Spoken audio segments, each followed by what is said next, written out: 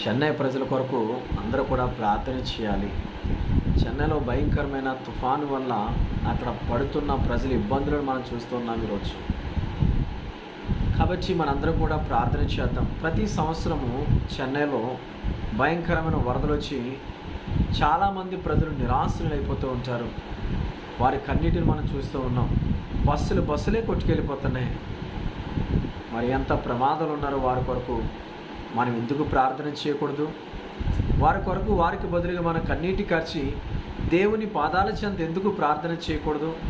దేవుడు ఆ ప్రజలను దీవించాలని మనమే వారి కొరకు ప్రార్థన చేసి దేవుని దీవెనలు వారికి అందేలా మనందరం కూడా కలిసికట్టుగా ప్రార్థన చేద్దాం.